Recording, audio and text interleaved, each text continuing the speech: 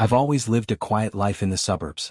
Clean lawn, coffee on the porch, and a dog that barked at nothing twice a day like clockwork. After a long stretch of undercover work with the bureau, I'd taken some administrative leave, paid, sanctioned, and very hush-hush. I was enjoying peace for the first time in over a decade. At least, until I found a bright orange parking citation stuck under my windshield wiper like a slap in the face from the universe. Improper vehicle positioning, HOA violation. $75 fine. I stared at it for a full minute, more confused than irritated. The truck was parked in my own driveway. 2 tires might have kissed the edge of the grass, sure, but it wasn't like I'd turned my yard into a demolition derby track. It was barely even visible from the street. Still there it was, signed in thick black ink, Officer James R. /HOA Enforcement Division. I'd never seen a single uniformed person patrolling our neighborhood in the 2 years I'd lived there. And I'd certainly never heard of an HOA Enforcement Division. Our HOA sent boring PDFs and passive-aggressive emails about garbage day compliance. But this was new. I chalked it up to a mistake and tossed the notice into the glove box. But the next morning, I woke up to something even stranger. 3 men in dark green uniforms standing in front of my house. They weren't police, weren't military, and weren't security guards. But they were acting like they were all 3.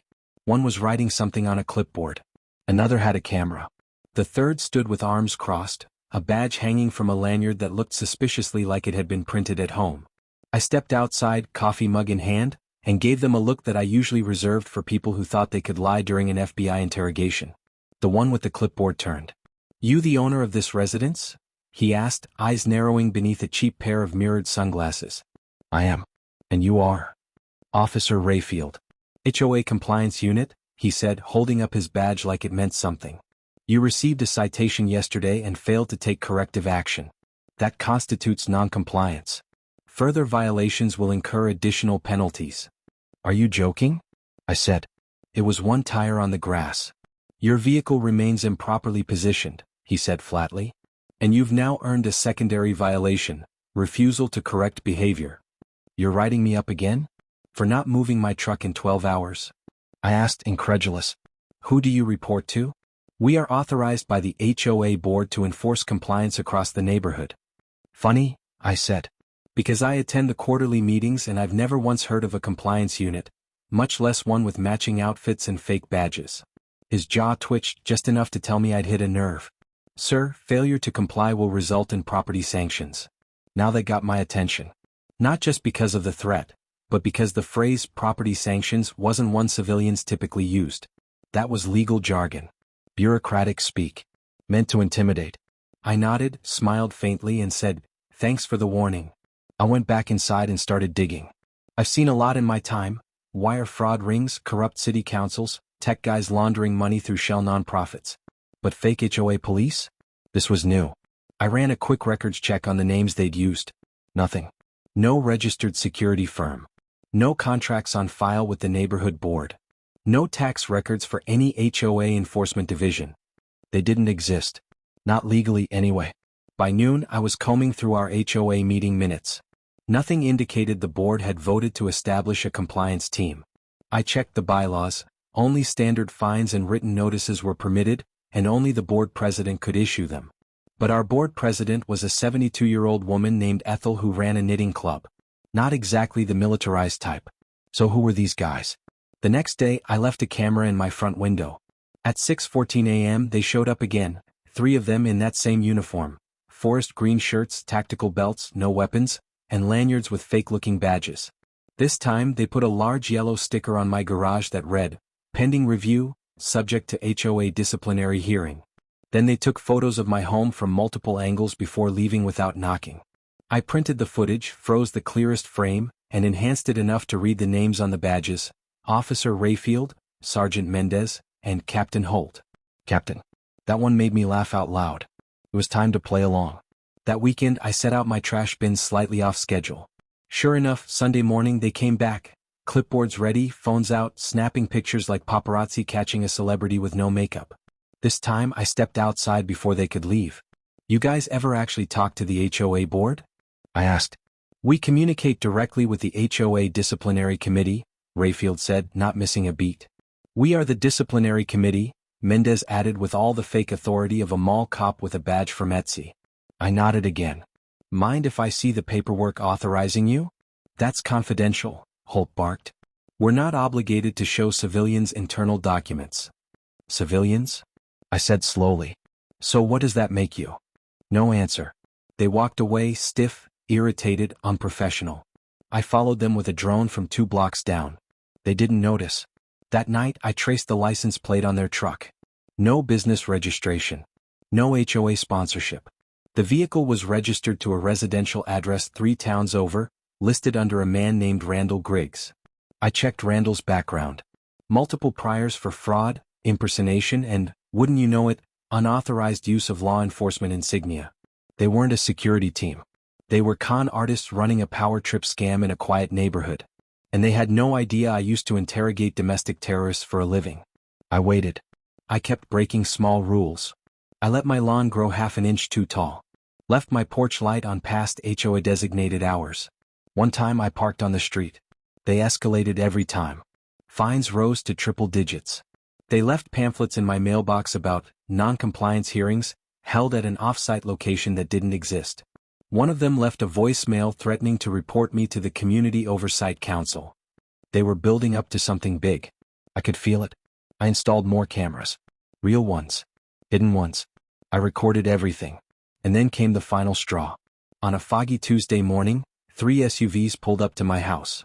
6 men stepped out, 5 in the same fake uniforms, 1 in a cheap suit. They marched up the lawn like they were staging a SWAT raid. 1 pounded on the door. Another pulled out plastic zip ties. This is the HOA compliance unit. Step outside, sir. You are under community arrest for multiple infractions. Community arrest. Now they were attempting a kidnapping. I turned on the porch cam. Hit record on my watch. Mike took a deep breath. Then I opened the door. I'm Agent Cole Harlow, Federal Bureau of Investigation. And you boys just made the worst mistake of your lives. They froze. You could practically hear the gears grinding to a halt in their heads the moment I said FBI. The guy in the cheap suit, a tall, pale man with slick back hair and a clipboard, tried to hide it first. He kept up the posture, squared his shoulders and stepped forward. Sir, we're going to have to ask you to step outside. This is a community matter. Save it, I interrupted. You've been recorded on federal surveillance equipment. You're impersonating law enforcement, issuing fraudulent citations, and attempting an unlawful detention on private property. That's about 5 federal crimes before breakfast. The one with the zip ties slowly lowered his hands. Inside, my dog was barking like we were under siege. I didn't blame her. The fake officers still stood on my porch like they couldn't decide whether to run or double down. I raised my phone slowly, not like a weapon, but just enough to show the red recording light glowing at the top. I wanted them to see it. Understand it. Feel it. If I were you, I'd get back in those SUVs and drive off before you add resisting arrest and conspiracy to your rap sheet, I said calmly. The man in the suit, whom I now recognized as Randall Griggs, the fraudster whose name was on the truck title, took a step back. Then another. Without a word, they turned and walked off the porch. No posturing now. No bark. Just 6 idiots in fake uniforms realizing they'd picked the wrong house. They didn't even try to peel out. They just left. But I wasn't done with them. Not even close. I called Special Agent Linton. He answered on the second ring. Cole? You on a secure line? Always. Thought you were taking a break. I was. But I've got something.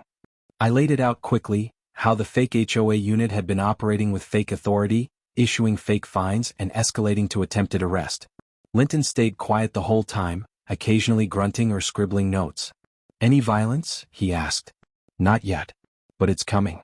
These guys are getting bold. Think it's isolated? I thought for a moment. I think it's a test run. Organized. Coordinated. They've got uniforms, print materials, maybe even a lawyer backing the language. This isn't just ego or neighborhood pettiness. It's structured fraud. He whistled softly. You got footage? Tons. All right. Sit tight. Don't scare them off. I'll loop an organized crime. Might be bigger than just your zip code. Click. Over the next week I did 2 things. I waited and I watched. I played the same game I'd played on dozens of operations. Let the subjects think they'd gotten away with it. Let them get comfortable. Let them start to slip. Meanwhile I traced everything I could. I drove out to the address where the SUVs were registered. It was a warehouse halfway between a plumbing supplier and a dog food distributor. No signage on the building. No security. Just a keypad on a rusted door and a camera that didn't move. I staked it out from across the street in my old surveillance van. 3 days in a row the same SUVs came and went. Always the same group, 4 to 6 men, wearing those same dark green pseudo-uniforms. Sometimes they brought papers. Sometimes they left with boxes. I ran plates, checked utilities, even drone scanned the inside from a back alley where the roof skylight had a small crack. Inside I saw a whiteboard with neighborhood maps, mine among them, and a massive filing cabinet full of what looked like violation reports. That's when it hit me, these guys weren't just making up fake fines. They were recording them. Sunday morning I got bold. I took a clipboard, wore a faded maintenance uniform, and walked right up to the warehouse pretending to be from H&H Water Systems. I knocked. A minute passed. Then the door cracked open. "What?" said a young guy with a buzz cut and a confused scowl. "Routine backflow check," I said confidently, waving a forged form. "Building was skipped last inspection cycle. I just need 5 minutes to tag the line." He hesitated. Looked over his shoulder. "You sure you got the right address? This 112 North line?" "Yeah." "Then yeah." He let me in. Inside the air smelled like printer toner and fast food. There were desks, maps, laptops, even a corkboard full of laminated citations with names and photos of various houses. I saw addresses from other neighborhoods. Not just mine. I scanned the room casually while pretending to check the utility closet. These weren't some bored neighbors on a power trip. This was a full-blown grift operation. I got out without raising suspicion. Back in the van I took detailed notes. These guys were working a con with military-level logistics. They faked legal authority using the public's fear of regulation. Homeowners didn't question it because it looked official. And those who resisted, harassed, threatened, in my case nearly detained. They weren't affiliated with any legitimate HOA. They just picked areas with weak boards and scared residents. Then moved in like sharks in suits. I sent everything I had to Linton. Within 12 hours, the FBI had approved a joint investigation with the state AG's office. I was deputized back into active duty for field surveillance. It was game on. We installed silent tracking beacons on their vehicles. Intercepted digital communications. Even flipped a low-level recruit, an ex-security guard named Julian who thought he was joining a legit neighborhood patrol. He spilled everything. The group called themselves NCR, Neighborhood Compliance Rangers. They claimed to be a private compliance authority that partnered with local HOAs to enforce bylaws. In reality, they'd formed an LLC, printed fake contracts, and convinced smaller boards to let them assist with regulation. Some HOA members thought it was just extra help. Others never even knew they'd been contracted. They'd already hit 7 neighborhoods. Taken in over $200,000 in fines. In one community, a retiree had lost their home due to bogus lien threats. Another woman paid over $1,200 in violations that were never logged with her HOA. And here's the kicker. NCR had plans to expand statewide. They were rolling out uniforms for sale. Planning to franchise their model. They were turning neighborhood fraud into a business model. We prepared the takedown. Tuesday morning. 5:30 a.m. local PD on standby. 2 bureau field teams, 6 unmarked units. I wore a body cam and waited at my front door with a citation taped to the window. The bait. Right on time the SUVs pulled up. They marched up the lawn again, this time with more fake badges, more bravado, more stupidity. I waited until one of them, the same Captain Holt from before, started barking orders. "Sir, this is a final notice." I stepped outside slowly. "Can I help you, Captain? This property is officially in breach of." That's when floodlights snapped on.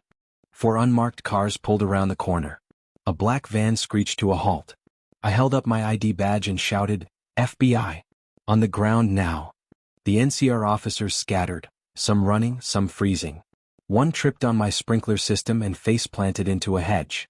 Within 30 seconds it was over. 6 cuffed. 1 injured. 1 crying. The warehouse was raided by noon. Agents found files on nearly 100 homeowners, over a dozen forged legal documents, fake board meeting transcripts, and even HOA, appeals court paperwork with entirely fabricated legal precedents. They'd been operating under a false shell corporation registered to a P.O. box in Nevada. It was one of the most bizarre scams I'd ever seen. And one of the most effective, until they tried it on someone who knew how to tear it apart. The fallout was immediate. News coverage exploded. Fake HOA police arrested in suburban crackdown. I was never mentioned by name, but friends recognized the neighborhood in the background shots. One neighbor left a gift basket with a note that said, "We had no idea. Thank you." The FBI opened an ongoing fraud investigation across the state, partnering with HOA boards to identify forged fines and refund stolen money. As for me, I went back to my quiet mornings and my half-wild lawn. No more fake tickets. No more uniforms. Just peace. And coffee. I thought the worst was behind me. After the sting operation, arrests, and press fallout, the fake HOA known as NCR had been dismantled. I expected peace. Suburbia resumed its rhythms. Sprinklers, dog walkers, weekend BBQs. But something about it all felt unfinished. The kind of calm that precedes a storm. 3 weeks after the takedown, it arrived. A black SUV pulled up in front of my house. Not a reused HOA enforcement vehicle, but something darker. Sleek, unmarked, tinted like a federal ride. 2 men stepped out, wearing plain clothes but moving with coordination that screamed military adjacent. One knocked. "Mr. Cole, we know you're in there." I watched from my security feed. Jason Verns, former cop, bounced for tampering, then resurfaced as NCR's muscle. He had vanished after the raids. Now he was at my doorstep. "You're going to want to come with us," he called. "This is your only clean option." I didn't answer. Slipping through the back fence, I cut behind the neighbor's hedges, phoned my bureau contact, voicemail. Second number, another dead end. I watched as Verns and his partner broke in. They weren't looking to talk. They were searching, fast, deliberate, tossing drawers, scanning files. "They're looking for something," I whispered to myself. "Evidence? Or planting some?" Whatever it was, this wasn't just retaliation. They were afraid I had something they needed, maybe something they missed. I made one more call. Tobias Dean, ex-US Marshal, now a semi-retired bounty tracker with a taste for bourbon and revenge. I'd helped him dodge a disciplinary board years ago. He owed me. "I need backup," I said. "On the way," he replied. No questions. We rendezvoused an hour later in the basement of my neighbor's house. My surveillance feed showed Verns's partner plugging a flash drive into a laptop. Definitely not mine. "They planted it," Tobias said. "They're gonna claim you were hiding federal intel. Then arrest you off the books." "Fake arrest, real consequences," I muttered. "They won't take you to any precinct. This'll be off-grid." Which is exactly why I suggested we let them take me. "You sure?" Tobias asked. "Yeah. I want to know where they go. And who else is behind this. You're gonna be bait in your own trap." Wouldn't be the first time. So I walked right back to my front lawn. Verns and his buddy spotted me instantly. "Mr. Cole, you're under arrest for unlawful possession of classified material and obstruction of a federal investigation," Verns barked. He flashed a badge, fake but good enough to fool civilians. I raised my hands. "Fine. Let's go." They zip-tied my wrists and shoved me into the SUV. Tobias followed discreetly. They drove north, past city limits into the industrial district, stopping at a private warehouse. The place was fortified, steel shutters, camera domes, and no signage. Inside, I was dragged into a concrete room with one chair. Fluorescent lighting buzzed overhead. Verns paced. "You uploaded the file somewhere?" he growled. "NCR's entire roster. Surveillance, addresses, blackmail material. Where is it?" "You think I'd keep that in a filing cabinet?" I scoffed. "Doesn't matter," he replied. "We're not asking twice." I realized they weren't just trying to clean up loose ends, they were cleaning up a program. NCR was never about HOA fines. That was a cover for a behavioral manipulation project. The HOA setup was just a testing environment. The real goal? See how far people would comply under fake authority. "This was a trial run," I muttered. "Exactly," Verns said with a smug grin. "And now, thanks to you, the test got interrupted. You think the Bureau's going to let this slide? They don't even know you're here." He wasn't wrong. The local field office hadn't responded. I had no backup. Except Tobias. On cue, a side door blew open with a thunderous crash. Flashbang. Screams. Gunfire, but not live rounds. Tobias swept through, pumping beanbags from a tactical shotgun. Verns lunged, but a shot to the chest dropped him flat. Tobias cuffed the second man, then turned to me. "You always throw parties without warning?" "Thought I'd keep it spontaneous." We moved fast. Grabbed laptops, burner phones, external drives. The warehouse was full of NCR relics. Training guides, mock IDs, even body cams rigged to look like law enforcement tech. We torched it. Tobias left a magnesium flare that incinerated the office room before the fire crew could respond. Back at our secure drop site, we turned over Vern's and the evidence to a legit field team, finally dispatched after my emergency beacon auto-pinged. What we found in the drives was worse than expected. NCR was one of multiple behavioral compliance nodes, funded by a private security contractor tied loosely to a global surveillance firm. The goal was to simulate hyperlocal police state conditions, test neighborhood response to fear-based authority, fines, escalating enforcement. The HOA model worked disturbingly well. Over 24 similar test zones were operating nationwide under shell organizations. NCR was just the prototype. Congressional hearings followed. Classified task forces were assembled. The FBI quietly expanded its domestic threat monitoring unit. And I was offered a full-time position again with clearance. I took it, because if they were this bold with just an HOA vest and clipboard, imagine what they'd do with real power. Back home, my neighborhood had questions. Eventually the story made its way to local news. Retired FBI agent stops fake police conspiracy. I became a reluctant legend.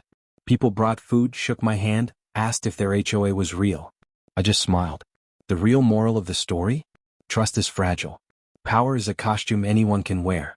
But if you know how to tear off the mask, you win. NCR tried to arrest me. They ended up handing me the key to their entire operation.